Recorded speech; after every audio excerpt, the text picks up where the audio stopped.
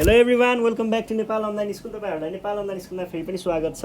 हामी आइडिबेस्ट लर्निङ प्लेटफर्ममा पढ्दैछौँ र यो पढ्ने क्रममा चाहिँ हामी ग्रेड 10 को कम्पलसरी म्याथमेटिक्स भन्ने सब्जेक्ट पढिरहेको छौँ। र कम्पलसरी म्याथमेटिक्समा चाहिँ मैले तपाईँहरूलाई स्ट्याटिस्टिक्स भन्ने च्याप्टरको यो मिडियन एन्ड क्वार्टाइल जुन पोजिसनल भ्यालु हो, यो पोजिसनल भ्यालुहरूको रिलेटेड क्वेसनहरू सल्भ गराउँदै थिएँ। यो क्वेसनहरूमा चाहिँ हामीले सर्ट क्वेसन एन्सरहरू सकाएर लङ क्वेसन एन्सरको पनि मिडियनको पार्ट त सबै सकियो। अनि Q3 र Q1मा पनि हामीले बेसिक Q1 Q3 क्वार्टाइलको के बेसिक कुराहरू चाहिँ सकाइसक्यौँ। अब एउटा खालको क्वेसन बाँकी छ। आज हामी त्यही खालको क्वेसन सल्भ गर्नेछौँ।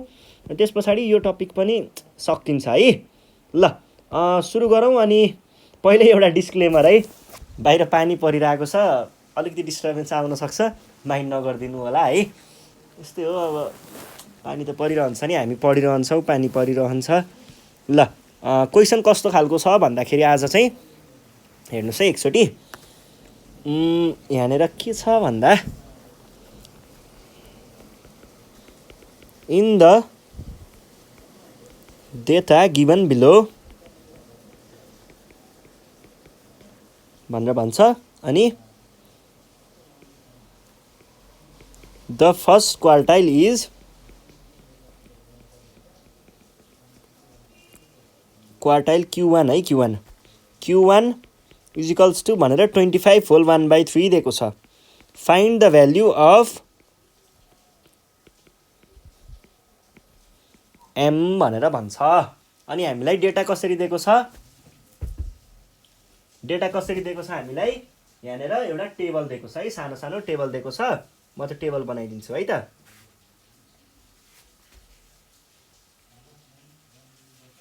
ल हेर्नुहोस् है, यहाँ के दिएको छ। क्लास इन्टरभल भनेर दिएको छ। अनि फ्रिक्वेन्सी दिएको छ। यहाँनिर दिएको छ 20 देखि 24, 2 24 देखि 28, M 28 देखि 32 6 र 32 देखि 36 3, अनि 36 देखि 40 पनि दिएको रहेछ 1 भनेर। ल यो भयो हाम्रो के त क्लास इन्टरभल है।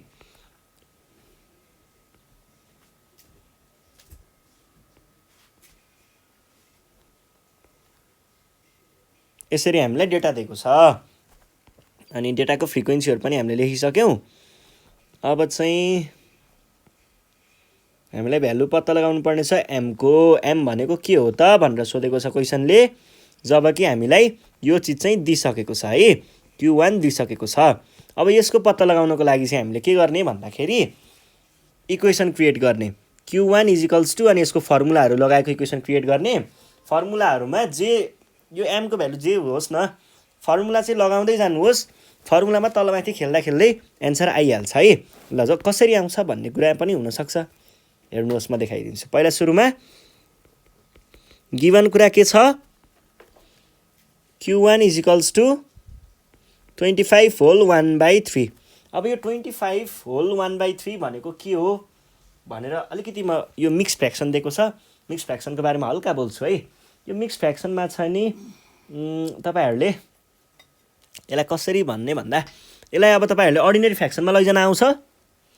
मिक्स फ्र्याक्सनलाई अर्डिनेरी फ्र्याक्सनमा लैजानको लागि मैले के भनेको थिएँ भन्दा, यस्तरी घुम्छ, यस्तरी कर्भ जान्छ भनेको थिएँ नि।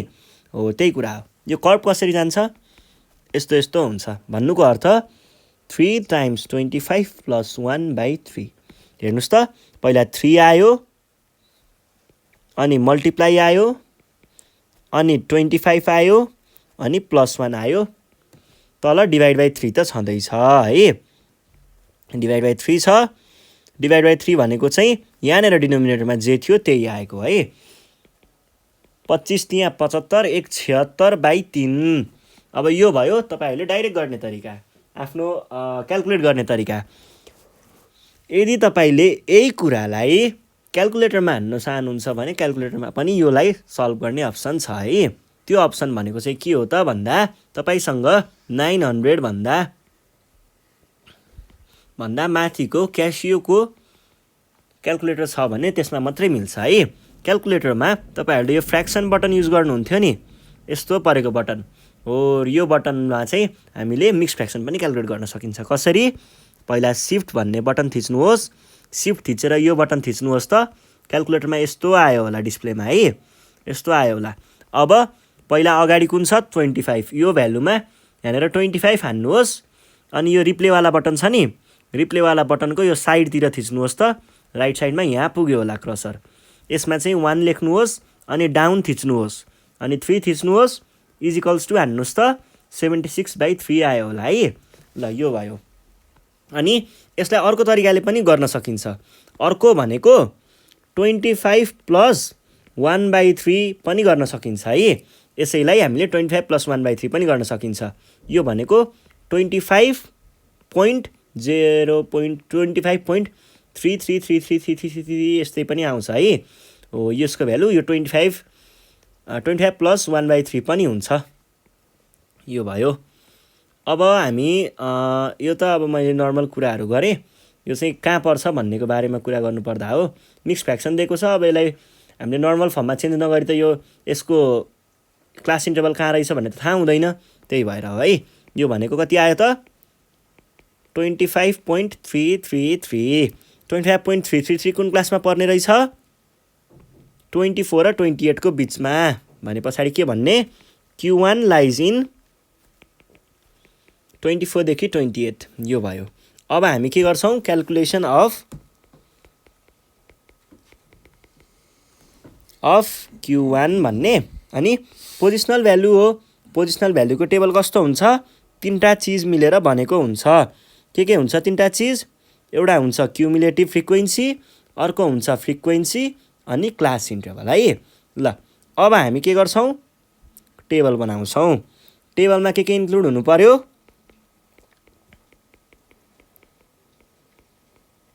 अनि फ्रिक्वेन्सी, अनि क्युमुलेटिभ फ्रिक्वेन्सी। ल क्लास इन्टरभलमा 20 देखि 24, 24 देखि 28,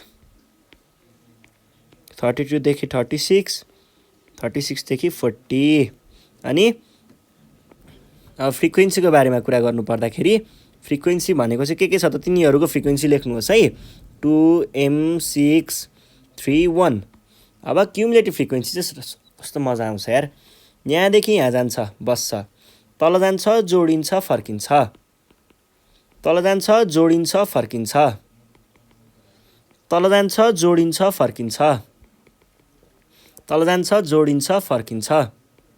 र क्युमुलेटिभ फ्रिक्वेन्सीको लास्टको भ्यालु भनेको सधैँ n हुन्छ।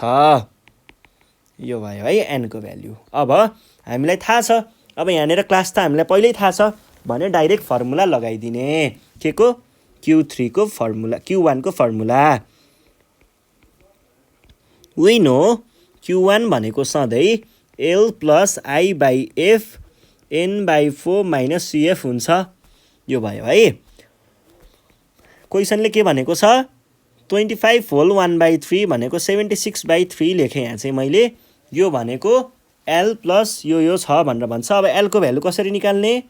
L को भ्यालु भनेको क्लासको लोअर वाला पोर्सन भनेको लोअर भ्यालु भनेको 24 प्लस I भनेको यसको इन्टरभल, क्लास इन्टरभल कति छ? क्लास इन्टरभल 24 र 28 मा 4 को क्लास इन्टरभल छ। 4/F भनेको आफ्नो क्लासको फ्रिक्वेन्सी M टाइम्स N भनेको 12 + M अनि /4 माइनस क्युमुलेटिभ फ्रिक्वेन्सी भनेको चाहिँ आफ्नो भन्दा माथिको क्लासको प्रिसिडिङ क्लासको क्युमुलेटिभ फ्रिक्वेन्सी भनेको 2। और के गरौँ भन्दा यो चिजलाई चाहिँ मैले यतातिर ल्याउन सके भने यो भनेको के हुन्छ त? यो चिजलाई मैले यता लगे भने 76/3 - 24 + 4/M। अब यहाँनिर यसलाई मल्टिप्लाई गर्नुहोस्। एलसिएम लिने कन्सेप्ट हो यो भनेको। कुनै पनि फ्र्याक्सनहरूलाई सबट्र्याक्सन अथवा एडिसन गर्दाखेरि बेस एउटै हुनुपर्छ, त्यही भएर हामीले मल्टिप्लाई गर्ने गरिन्छ है। एलसिएम लिएर मल्टिप्लाई गर्ने गरिन्छ। यो भयो। अनि यहाँनिर चाहिँ कति आयो त भन्दा 76 minus 72/3 equals to 4/m minus 12 plus m minus 8/4। अनि यो भनेको 4/3 इजिकल्स टु 4m 12 र 8 4 प्लस m/4। और के गरौँ भन्दाखेरि यो mलाई चाहिँ माथि पुऱ्याउँ, यसलाई यता पुऱ्याउँ। के आउने भयो त यो भनेको 4m इजिकल्स टु 12 भन्दा पनि 4 र 3 नै राखौँ है। 4 टाइम्स 3 अनि m प्लस 4 यस्तो गरौँ न अझै दामी कुरा पो आयो त। यहाँनिर यो पनि 4 रहेछ, यो पनि 4 रहेछ, काटिदिउँ न यिनीहरूलाई। काटिदिँदा के आउने भयो त? काटिदिँदाखेरि आउने भयो 4/3 इजिकल्स टु 4 प्लस m/m। अब क्रस मल्टिप्लाई गरौँ त। और 4m equals to 12 plus 3m। और यो जुन